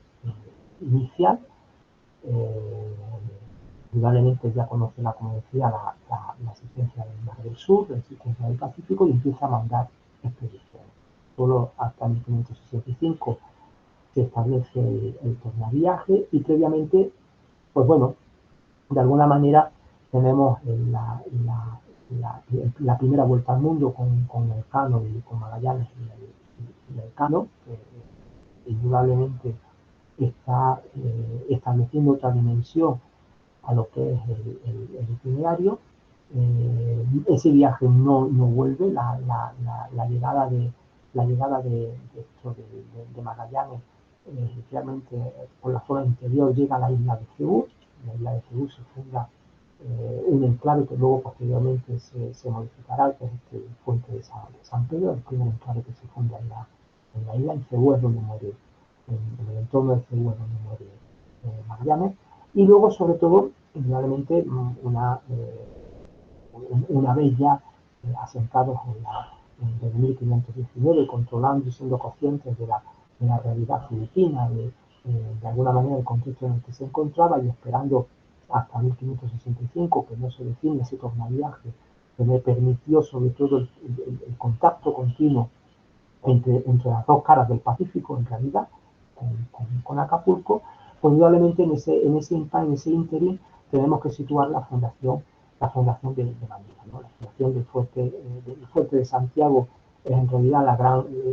el gran espolón defensivo de la ciudad de Manila. Aquí tenemos de nuevo un esquema que hemos visto en Puerto Rico, que hemos visto en La Habana, que tenemos en Cartagena, que tenemos en Campeche, que es la definición de una ciudad asentada en este caso en el último recoveco terrestre de la salida del río Pasig al mar. El fuerte de San Pedro, de Santiago, perdón, de Manila, conformaría el control de entrada de nuevo hacia Ascenso, una ciudad que bueno, crecería prácticamente ya después de una manera escalada, vamos a decir, obviamente como muchas de estas ciudades asiáticas a partir de la Segunda Guerra Mundial. Después de una reconstrucción, que ahora traigo un detalle para que veamos un poco el grado al que se llegó, pero que nos habla igualmente de nuevo de ese salto de las murallas originales, como hemos visto en La Habana, y un fuerte de Santiago que, bueno, lo tenemos aquí en una vista de la primera mitad del siglo XX, conformando esa punta, restos de lo que es la ciudad de Intramuros, justo al lado contrario. Este baluarte que vemos aquí arriba es este que tenemos aquí, conformándose dentro de ese organigrama urbano militar que venimos señalando, y un esquema de ciudad que está muy reconstruido después del bombardeo que los japoneses hacen de Manila en los años 40, perdón, y que es representativo, pues una imagen de un tanque japonés entrando en el propio fuerte. Para pensar que obviamente esa puerta está totalmente reconstruida, pero que habla muy a las claras, pues, bueno, de las consecuencias de este. Quiero acabar con una imagen que me parece también muy interesante. Todo lo que es la isla de Luzón, me queda más que una imagen, pero vuelvo rápidamente al mapa de Filipinas. Todo lo que es la isla de Luzón, que es está Manila, aquí está la bahía de Manila, ¿vale? Todo lo que es el frente interior, el que se abre a ese contexto del sudeste asiático, se salpica de una serie de fundaciones españolas. Ahí está, por ejemplo, Vigan, que bueno, pues nos hablan sobre todo de nuevo de una combinación de la ocupación territorial mixta, religiosa, civil y militar, ¿no? Pero en este sentido, sí me parece muy interesante remarcar la importancia que tiene un elemento, y retomando la idea de los conventos, que tienen los campanarios como torres torres de vigilancia, grandes moles realizadas en ladrillo, estructuralmente, incluso con estas esquinas redondeadas, pues con una concepción muy militar, y que funcionaban como faros, como puntos de aviso de la costa, y evidentemente como avanzadilla de un sistema defensivo que no tenía autoestructura, más allá de iglesias que tampoco tienen ni siquiera la apariencia militar que hemos visto en los conventos, ¿no? En cualquier caso, una especie de torre vigía casi punto final de la evolución sin ser contenedoras o sin estar preparadas para contener la población, pues casi podríamos pensar un poco en esa fortificación que hemos visto al principio en Santo Domingo, y que vendrían a cerrar un poco, pues bueno, un recorrido que he querido sobre todo mostrar en su diversidad. Insisto que la extensión nos permitiría llevar prácticamente aquí hasta un tiempo que obviamente no es el momento, pero que sí me pareció muy interesante sobre todo mostrar en cuanto a su, insisto, riqueza, diversidad, opciones, tipologías de territorios y de frentes desde los marítimos a los interiores, y sobre todo las distintas respuestas que se dieron a esas distintas circunstancias que desde el 16 hasta en realidad, podemos poner punto final en 1898, se van a dar y se van a quedar. Y esto es un poco lo que os quería contar. No, creo que medio me ha amoldado al tiempo. Hemos empezado está pendiente yo de Vilar a las 35:40, pues prácticamente la horita Sí, que me todo bien, pedí, ¿no? correcto. Y que nada, muchísimas gracias por haberme escuchado. Seguimos todos pensando en la incomodidad de esto de la pantalla y de estar hablando solos, pero bueno, es lo que hay. Y nada, y si queréis que comentemos algo, queréis preguntarme, pues yo encantado, ¿no? Encantado. Muchísimas gracias, Miguel Ángel. Bueno, tiene la palabra Manuel al final. Pues si Bueno, quiere. no, yo daré las gracias a Miguel Ángel Sorroche porque creo que ha sido una intervención bastante ajustada a tiempo y bueno, nos ha hecho una visión bastante general sobre no solamente sobre el tema americano, sino también a la otra parte del Pacífico. Yo creo que los alumnos estarán interesados en preguntar alguna cosa, puesto que como es una cosa de estructuras defensivas, pues creo que los alumnos pueden también comparar con otros días y hacerle alguna pregunta, aunque esto ya es más del 16, 17, pero si se dan cuenta, son sistemas defensivos, incluso algunos de ellos ya están planteados en otros periodos anteriores, aunque con ciertas modificaciones, es lógico, por parte de los arquitectos y por parte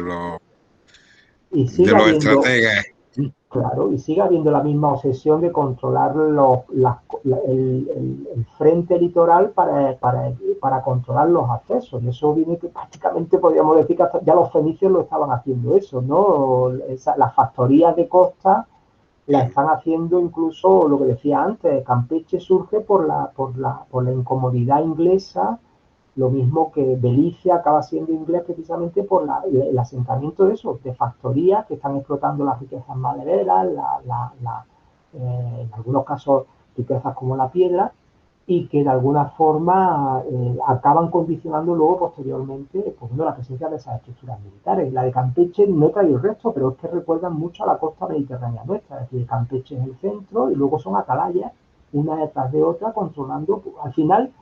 no deja de ser América, como siempre se ha dicho, en un momento dado una prolongación de las experiencias medievales, ¿no? En un primer momento y que luego, como es lógico y como ocurre aquí, pues se van mejorando, se van adaptando a los nuevos avances que se están eh, bueno, produciendo y definiendo en la misma Europa, y que en el caso americano, por una realidad distinta, tienen que ajustarse bueno, a unas soluciones específicas por esto que estamos comentando, ¿no?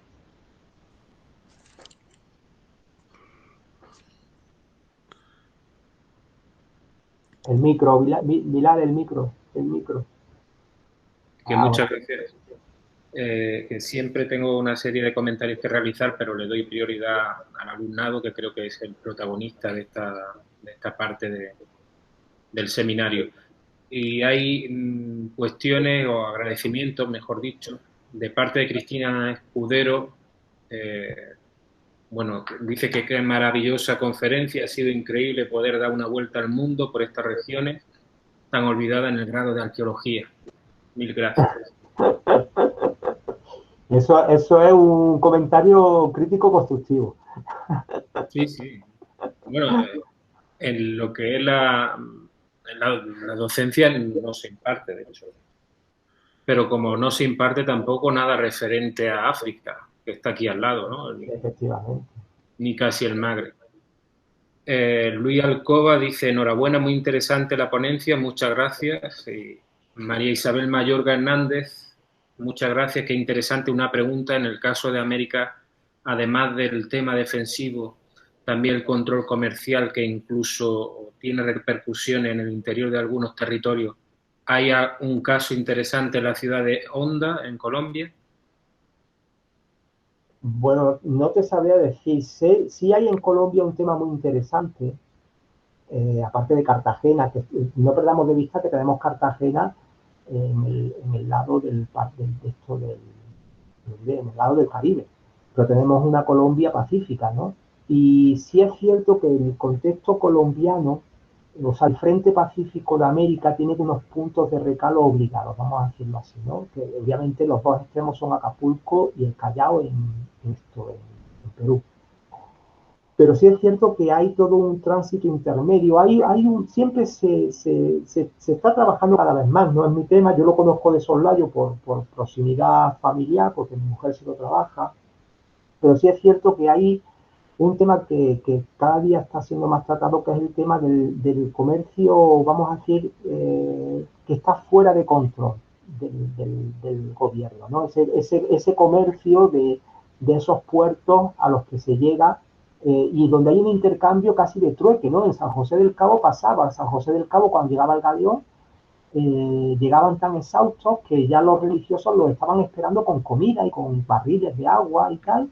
y el intercambio era que ellos les dejaban, los de los galeones les dejaban seda, les dejaban porcelanas, les dejaban productos de Oriente que son los que acaban decorando y formaban parte del ajuar eclesiástico de las misiones de Baja California.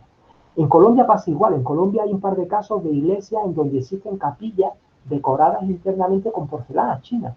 ¿no? Entonces, indudablemente hay un montón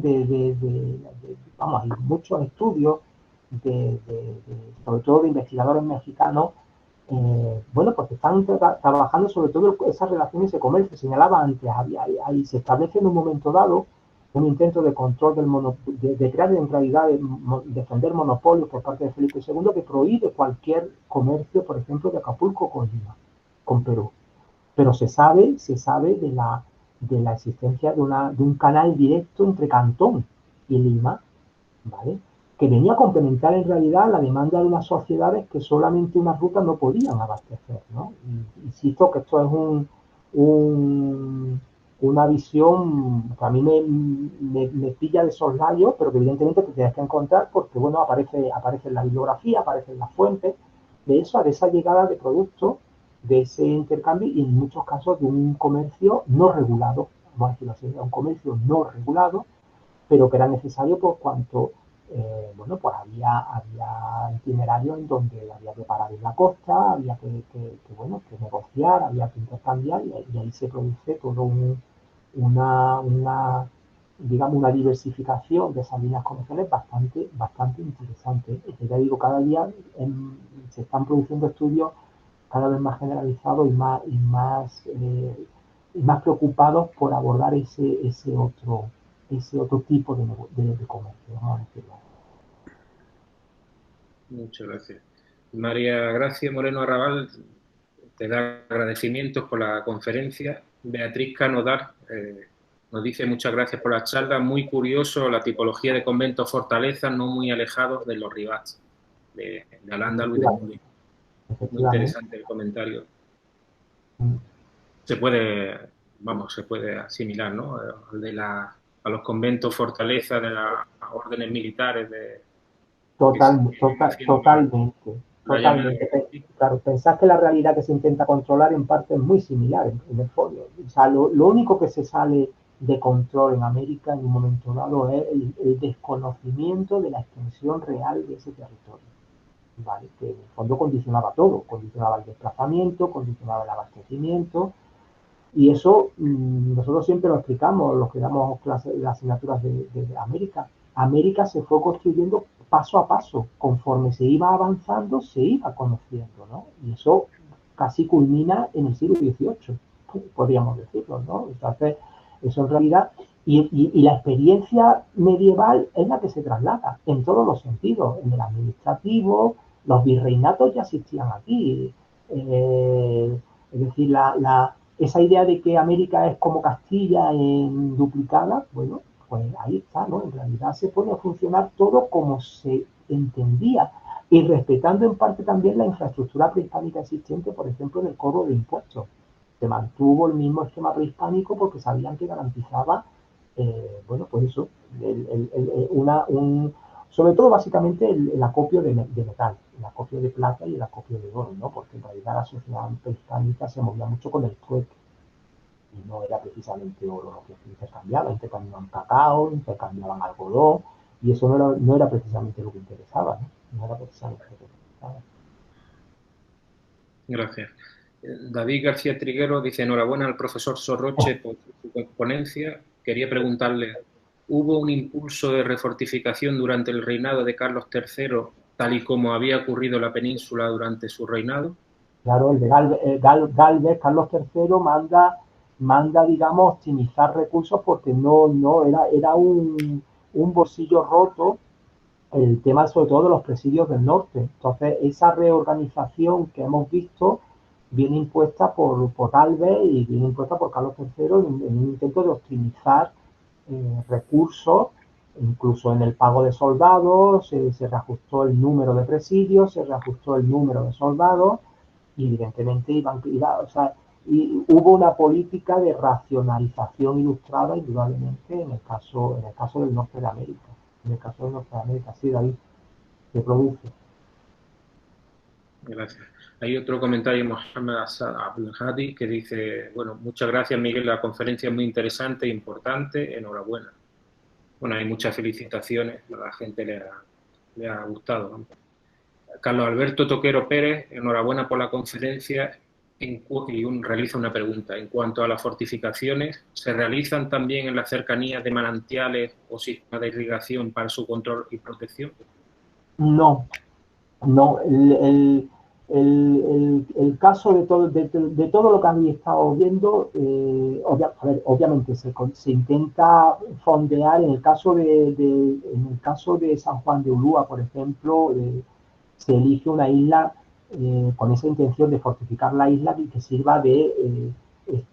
apoyo a la entrada en el interior, pero son más bien puntos estratégicos. Que haya un punto de agua, hombre, obviamente tiene que ser a lo mejor lógico pensando en el mantenimiento del destacamento que se tiene que poner ahí, ¿no?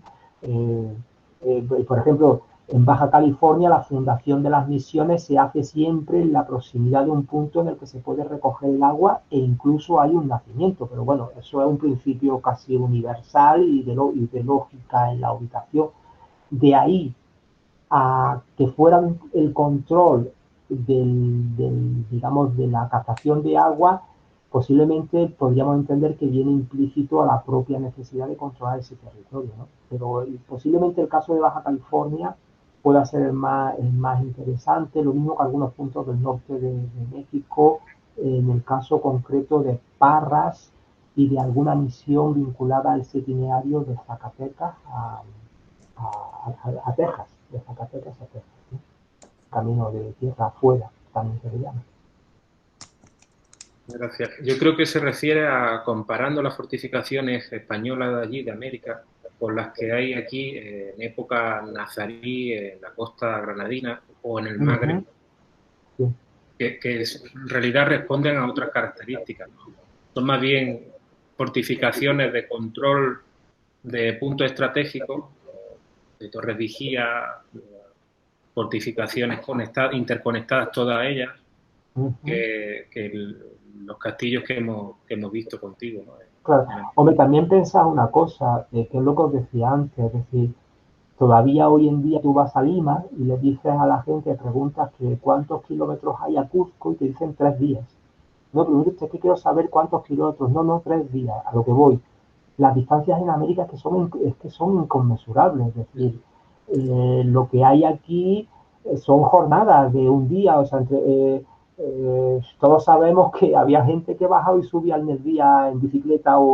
se puede subir y bajar a la playa de un día desde Granada al interior y eso no se puede hacer en América. Lo que se tarda andando desde Veracruz a México creo que son 4 días o 5 en condiciones normales. Y eso estamos hablando de una distancia mínima. No sé, no perdamos de vista que en el caso de solo en México, que es lo que más conozco yo, entre Tijuana, que está en el extremo noroccidental, y Mérida, que está abajo en Yucatán, creo que son 5.000 kilómetros lo que hay. 5.000 kilómetros, ¿no? Entonces, o 4.000 y algo, ¿no? Entonces, pues pensamos que México solo son 6 veces o 5 veces España. Entonces, cambia todo, la relación visual y la relación de distancia entre un asentamiento y otro, y eso implica mayor complejidad y mayor capacidad de abastecimiento y de autoabastecimiento por parte de la infraestructura que queremos construir, ¿no? Nunca os olvidéis que el primer rey que va a España es Juan Carlos I, nadie fue allí. Todo lo que se mandaba aquí, bueno, se confiaba en que lo que se contaba era lo que se iban a creer, ¿no? Entonces, es otra dimensión totalmente distinta. Gracias. Daniel Pérez Luillier dice, enhorabuena por la ponencia, como siempre, muy interesante su clase y charla. Me imagino que fue uno... Que no se note que es alumno, También. Noelia Aguado Becerra dice, muchísimas gracias por la ponencia, a Sorroche.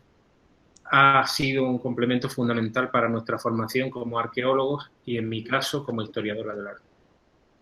Bueno, hay también historiadores del arte entre el grupo de alumnado. Bastante. Y Hassan Gur, bueno, muchas gracias por la charla. Otra cuestión de Sergio Rosales, dice, muchas gracias por toda la información. Quería preguntar si hay algún indicio de fortificaciones o defensas privadas no estatales. Gracias. A ver, es muy difícil. En el caso de esa que hemos visto de San José Aguayo, el Marqués de Aguayo el que la impulsa, pero el Marqués de Aguayo la impulsa por iniciativa de la corona. Es decir, hay un juego mixto, ¿no? Es decir, la mayor extensión de tierra propiedad de una sola persona es la del Marqués de Aguayo, en esa zona norte de México, entre Coahuila, Monterrey y Texas, ¿no? Pero en cualquier caso, el permiso de avanzada hacia o por esas tierras lo está dando la corona, por lo tanto, podríamos entender que hay una tipología mixta, privada, pública, en el caso concreto de esa misión de San José y San Miguel Aguayo que hemos visto, ¿no? Es privada, pero indudablemente está impulsada por la corona, es la que tiene que... pasa como con los jesuitas en Baja California. Los jesuitas están yendo allí en principio para adoctrinar, pero en las cartas ellos mismos están escribiendo, estamos yendo a la contracosta desde Loreto para buscar un punto en el que fondear el Galeón de María. Es decir, estaban teniendo funciones político-estratégicas cuando se supone que iban a evangelizar solamente, ¿no? Entonces, ahí hay una mezcolanza, una mezcla de papeles de esas funciones. Bueno, que sí, podemos pensar que hay una iniciativa privada, pero no es la predominante. Cortés era, la campaña americana en realidad es también una campaña privada, es decir, Cortés va por intereses. En realidad la campaña americana es privada, pues sí podríamos decir que las fundaciones que hace Cortés, esa fortaleza o ese palacio de Cortés en Cuernavaca es una iniciativa privada. Pero bueno, ya digo, ahí lo que es privada, tal y como lo entendemos nosotros, limpio en cuanto a intereses, no existe como tal. Por lo menos yo considero que no existe como tal, ¿no? No hay más preguntas. Bueno, sí, ahora ya acaba de llegar. Marisabel Mayorga quiere hacer un comentario, micrófono abierto. Sí, adelante, puede intervenir. Buenas tardes, profesor Miguel Ángel, muchísimas gracias. Pues es que yo siento que en América, como lo decía el profesor, se dominaban los territorios que tenían que ver con población indígena, o sea, los lugares donde había población indígena, que eran lugares donde había minerales que se podían llevar hacia España, y pues estos sitios ya estaban poblados y que tenían unos sistemas de abastecimiento de agua y tal. Tanto es así que, por ejemplo, Santa María, la antigua del Darién, que fue una de las primeras ciudades fundadas en lo que hoy se conoce como Colombia, desapareció posteriormente, ¿no? Porque pues era un lugar en el que no se podía vivir y los indígenas acabaron digamos, con el primer asentamiento cuando volvió de su campaña fundacional. Creo que ahí estuvo, si mal no estoy, no se me va el nombre ahorita del conquistador, pero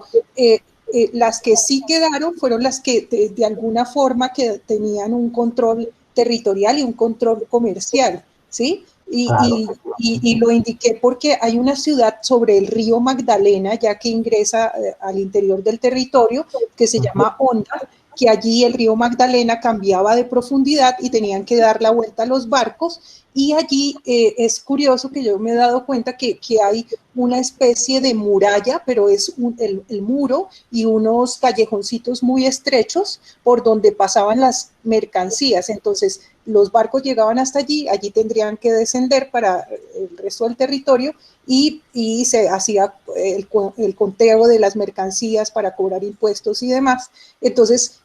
por eso la pregunta de la relación del control comercial, además del control defensivo, ¿no? Porque ya en el mar el control es también por los piratas ingleses que están atacando las embarcaciones que van con oro y con productos hacia Europa. Muchísimas gracias. De nada. María Isabel, de los ejemplos que yo os ponía, hay un detalle. A ver, en el caso de la llegada a México, en el caso concreto de España, realmente hay una diferencia entre el contexto del valle,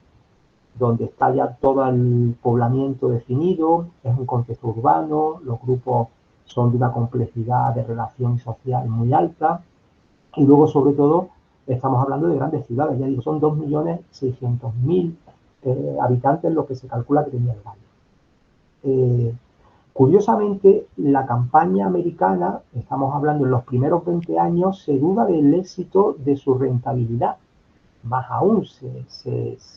habla de que Cortés en un momento dado está a punto, más que Cortés, se está a punto en general de abandonar la aventura americana hasta que se descubren las minas de plata de Zacatecas, en el norte, que definen en realidad lo que son las minas de Potosí, de Zacatecas. Son también territorio, como dice, como señalas, indígena, pero ya es un contexto social menos complejo. Hay asentamientos importantes como La Quemada, cerca de Zacatecas, pero indudablemente la aparición de las minas no solo cambia todo, sino que define un sistema de organización articulado en torno a ese camino, que es por el que tiene que fluir la plata. La plata está en México, y de México, no se nos olvide, no toda la plata viene para acá. Mucha de esa plata, en principio, en un momento dado, sale para Asia. Es China la gran demandante. China agota las fuentes japonesas y empieza a demandar plata de México, ¿vale? A través de Filipinas. A través de Filipinas, porque Filipinas hay una colonia china y porque en el fondo, bueno, hay un intrincado de intereses mucho más diverso y amplio del que en principio se nos viene a contar.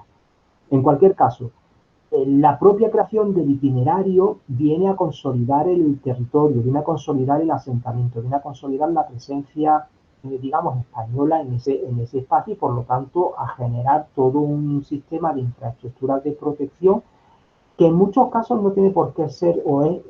netamente militar. A veces es la misma presencia de una población la que sirve de asentamiento. ¿Cuántas veces no? Y me voy a meter a lo mejor en un ejemplo que creo que puede servir: la famosa frontera del Duero, la necesidad de poblar, la necesidad de establecer poblamientos permanentes para que funcionaran también como un elemento de sostén a una presión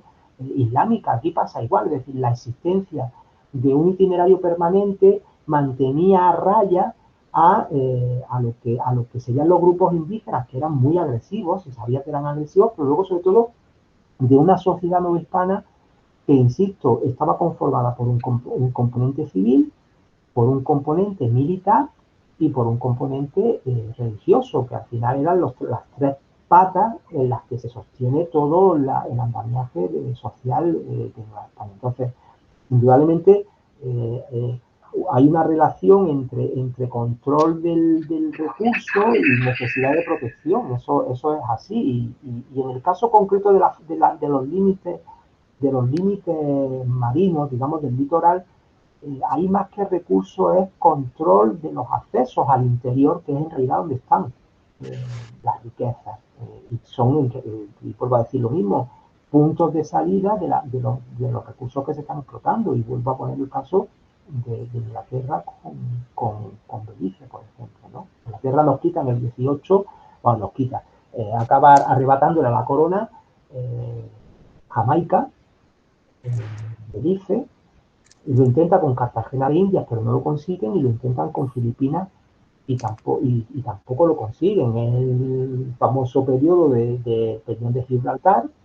Gibraltar está sirviendo de base para los barcos ingleses que vienen que van hacia América. Y luego, insisto, es muy interesante porque es el momento del desarrollo del mercantilismo y hay una relación entre mercantilismo,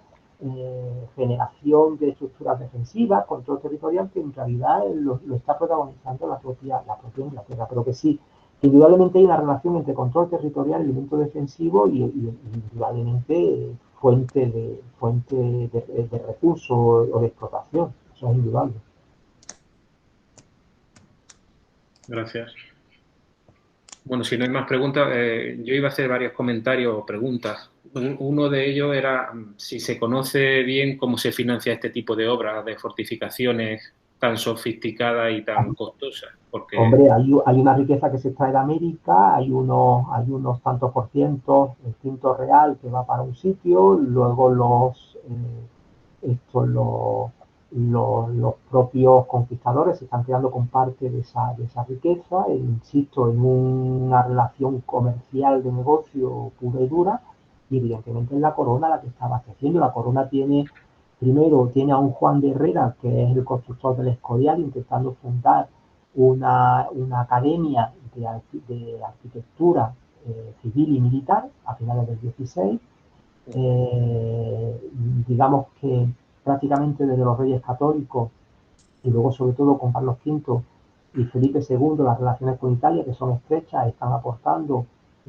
a arquitectos como Tiburcio Spanocchi, que es con Cristóbal de Rojas, en los que inician la escuela, luego están ahí los Antonelli, y estamos hablando de un programa estatal de construcción, y por lo tanto es el Estado, el gobierno, el que está la corona, la que está financiando este tipo de se crean nuevos tributos, ¿no? O una parte de los tributos. Claro. Igual que la farda aquí en la zona costera andaluza. Y bueno, en parte me ha respondido a la segunda cuestión o comentario, es la presencia de cuadrillas o de alarife, arquitectos, como quiera llamarlo. Me imagino que van todos de la península, ¿no? Totalmente, con sí, un equipo en Europa. Claro, no, pero no perdáis de vista que quitando luego inicialmente lo que van es arquitectos. El arquitecto de Sevilla va a México a construir, la Catedral de Sevilla va a construir la Catedral de México. Hay un trasvase, digamos, de la organización del trabajo peninsular a América, lo mismo que hay un trasvase de la justicia, de la organización territorial, porque vuelvo a decir lo mismo, es decir, y más en las islas del Caribe, donde la organización social era más débil, vamos a decirlo así, ¿no? Pero luego en el caso concreto de México, volvemos al caso de Tenochtitlan, indudablemente hay un aprovechamiento de una mano de obra especializada que sabe trabajar la piedra, que sabe trabajar distintos ámbitos que le son útiles al castellano. A tal punto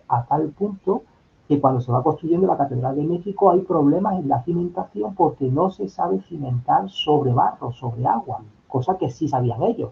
Y las paradojas de la historia es que son los propios indígenas los que hacen la cimentación de la Catedral de México con un sistema de estacas que aparte reaprovechan parte de las infraestructuras de los templos prehispánicos que han sido destruidos por Cortés. Entonces hay un punto inicial en donde el trasvase de mano de obra del sistema de organización del trabajo y de metodología es peninsular, y hay un punto en el que se empieza ya a incorporar, se empieza a producir ese mestizaje, en donde se empiezan a utilizar técnicas prehispánicas, mano de obra prehispánica, la talla de las iglesias de los exteriores lo hace mano indígena, se ven las técnicas, hasta que con el paso del tiempo ya da lugar a una, digamos, metodología ya americana, en donde hay una confluencia pues, absolutamente todo, ¿no? Serían las tres fases: la inicial de trasvase directo, la que inicia el proceso de fusión y la aparición ya de una metodología que podríamos considerar pues americana, que no es ni europea ni prehispánica, es ya novohispana o como queramos llamarlo, ¿no? Entonces, es así. Hay traslado de cuadrillas, hay traslado de manuales, hay traslado de tratados, hay de todo. Hay de todo. De allá para acá y en otro momento dado de América para acá. Bueno, se me olvidaba un comentario de Cara Antonio Mejía Ortiz también, para darle voz a todos. Agradezco la interesante conferencia, sobre todo porque nos hace poner en perspectiva las estructuras fortificadas y militares tanto de uno como del otro lado del Atlántico y su correspondencia temporal y geográfica. Bueno, es básicamente lo que has puesto en relación son los tres continentes, ¿no? Yo también tenía otra cuestión y era, pues, comparando un poco las fortificaciones españolas en el Nuevo Mundo con la portuguesa en el norte de África. Si has tenido la oportunidad de establecer paralelismo entre un modo de fortificación y otro. No, pues mira, acabas de tocar, pues Bilal, acabas de tocar un tema que me pensé comentarlo, pero nos acabas de meter en un barrizal de muy señor mío. Te voy a contar por qué. El establecimiento del Tratado de Tordesillas, el meridiano de Tordesillas, tiene una parte que se conoce como el contrameridiano, que recorre todo el Pacífico de arriba a abajo. Y ahí, y te lo digo porque profesores como Walter Rosa de Coimbra lo han trabajado, han desarrollado proyectos, la lejanía es tal que se sabe de asentamientos portugueses reutilizados por los españoles y asentamientos españoles reutilizados por los portugueses, a tal punto que no se sabe en realidad, no se sabe distinguir cuál fue la intervención portuguesa y la intervención española. Pero en un ámbito en el que no es que no hemos hablado de Guam, no hemos hablado de Taiwán, no hemos hablado de las Marianas, no hemos hablado de todos los puntos de recalado de los barcos que fueron asentamientos españoles, pero que en un momento dado se estaban disputando portugueses y españoles. No perdamos de vista que en realidad, cara a Portugal, los intrusos éramos nosotros. Ellos llevaban allí bastante más tiempo, con enclaves como Macao, con enclaves como Goa, controlando todo ese tráfico, y en el fondo éramos nosotros los que veníamos un poco a alterar la tranquilidad de ese espacio. Entonces, hay un ámbito del Pacífico en donde no se sabe en realidad, bueno, por lo que te estoy contando, la estructura portuguesa, en realidad todas forman parte de los procesos de diseño, en ese caso impuestos por Italia y por Flandes. Es decir, nosotros no en ese momento no diseñamos más que lo que somos capaces de apropiarnos por parte de lo que ya estaban haciendo allí, y que en realidad en algún caso estaban dentro del control de los territorios, digamos, controlados por Carlos V y Felipe II. Pero ya te digo, Bilal, no hay en realidad, a veces nos empeñamos en pensar que hay diferencia entre los portugueses y los españoles, y no lo hay, formaban parte de una metodología de fortificación, implantada. Lo mismo que hoy tenemos tecnología estadounidense a nivel internet, ahí estaba la tecnología italiana flamenca, y era la que estaba impuesta prácticamente en todo el Mediterráneo, y es la que luego se expande para allá. Y ya te digo, hay un punto reconocido por este hombre que estuvo aquí hace unos años precisamente en un congreso que hicimos en el año 13 con el tema del Pacífico, y nos lo dice, se le hace poco caso al contrameridiano, que también dividía, pero que aquello era lo que digo, o sea, había islas que estaban ocupadas por portugueses que luego eran tomadas por los españoles, reconstruían las fortificaciones a la inversa, y hay un punto en el que no sabes qué es portugués y qué es español. ¿Por qué? Porque el sistema constructivo es el mismo, los materiales de los que se disponen son los mismos para portugueses y para españoles. Y porque posiblemente los tratados que se utilizaban en ese momento eran los mismos, eran los de los Antonelli, eran los, bueno, en este caso de Tiburcio Spanocchi, y luego evidentemente el que se implanta es Bovén. Y Bovén es prácticamente el que diseña los modelos de fortificación a nivel global, ¿no? Entonces no es tan clara esa separación que estás comentando, pero ese punto que acabas de señalar, sí reconozco que es muy sugerente, de la relación Portugal-España en el Pacífico. Bueno, pues muchas gracias. Si no hay más comentarios, más preguntas, pues pasamos a la última fase del seminario, que como saben, pues versa sobre los proyectos que el interviniente está llevando a cabo o que va a llevar a cabo en breve, la línea de investigación, etcétera, etcétera. Entonces, actualmente, bueno, ya sabemos del proyecto que he mencionado yo Sí, bueno, a ver, ya os digo que en mi parte este contexto de la fortificación yo me lo he encontrado, bueno, porque me he tenido que enfrentar a él a la hora, por ejemplo, de entender el tema de la ocupación, de la ocupación y evangelización, por ejemplo, del norte de México, ¿no? Y bueno, y en el caso concreto de Baja California, con el proyecto del 2009-2012, en realidad yo me movía por misiones en donde el componente militar estaba ahí. Misiones jesuitas construidas, edificios de iglesia construidas con gárgolas en forma de cañón, misiones dominicas en donde hay un fuerte, hay una zona que se llama el fuerte, ¿vale? Que ya os digo que podíamos haber, o sea, la tarde de hoy, si la pudiéramos desgranar, nos daba para un semestre más que de sobra, ¿no? Y luego lo que os digo, la zona de presidio, esa idea del presidio y de la misión separados ya claramente, que se produce a partir del 18. Entonces, quitando eso, yo ahora mismo me muevo es verdad que me muevo básicamente por el contexto americano. Tengo lo típico, ¿no? Cada uno tiene, por aquí siempre surge algo, pero indudablemente yo ahora mismo tengo el contexto americano. Entonces yo sigo trabajando con el camino, yo tengo ahí una alumna, no, es digamos un proyecto no oficial, pero que está dando sus resultados, que es el del Camino Real de Texas, el de Zacatecas a Texas. Estamos trabajando en concreto en una hacienda, recuperando una hacienda del siglo XVIII en Saltillo, ¿vale?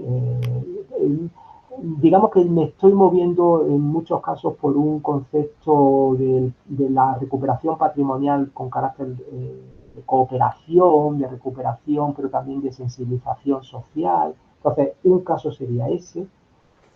Mantengo el de Baja California. El de Baja California está ahí,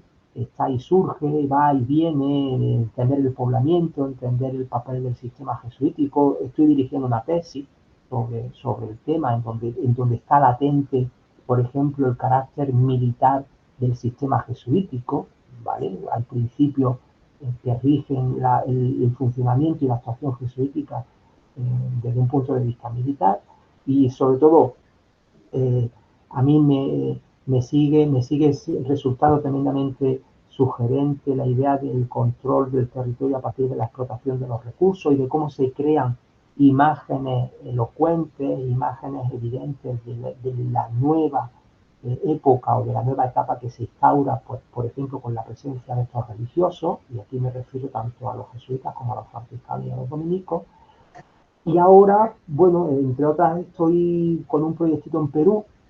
de trabajar en una zona a 5.000 metros de altura en un tramo del Camino Real, y que, bueno, ahí hay un componente militar que son los tambos, por ejemplo, ¿no? El tambo como un lugar de almacenamiento, pero un punto de recalo, de control, digamos, son zonas nucleares en donde recala la población, pero sirven también para ser puntos estructurales del territorio. Es decir, son temas que están ahí, uno no los deja porque sabe que se los puede encontrar, y evidentemente, como digo, de todo ese vasto territorio que os he presentado, hombre, de manera directa conozco Cebú, conozco Taiwán, conozco Manila. En el caso americano conozco Acapulco, conozco Veracruz, conozco Cartagena, conozco algunos de los enclaves militares del norte, los de la frontera californiana, o sea, los del frente californiano prácticamente todos. En el caso de Texas, puntualmente pues San Antonio, hay un par de fuertes por Saltillo que forman parte de este itinerario. Y como digo, en realidad luego te das cuenta de que cuando uno estudia el ámbito territorial, pues tiene que tener en cuenta todo. Tiene que tener en cuenta el asentamiento civil, el asentamiento, la función militar, la función civil y en el caso concreto americano, la religiosa, que te permiten entenderlo, ¿no? Entonces, siempre están ahí y, insisto, yo ahora mismo los proyectos que estoy intentando desarrollar van un poco por esa línea y bueno, pues porque hace muchos años decidí emprender un poco la aventura americana y bueno, y está saliendo bien, en realidad está saliendo bien, ¿no? Porque te permite ahondar desde una perspectiva como en la historia del arte, que no suele ser frecuente pues, en aspectos que parece que solamente son de otras disciplinas, y te permiten, bueno, construir, vamos a decirlo así, propuestas que pueden estar a lo mejor reflejadas en alguna de las bibliografías que tú has dicho antes, Pilar, sobre todo esas dos bibliografías del Pacífico y del Atlántico, pues lo transversal, que hoy en día como tienen que construirse los proyectos, ¿no? Con transversalidad y siendo conscientes de que son complejos, de que son realidades poliédricas con muchas caras y que solamente de una manera conjunta pues te permiten de alguna forma, como digo, al menos aproximarte a lo que uno siempre está convencido de que es un acercamiento habitual. Pues muchas gracias.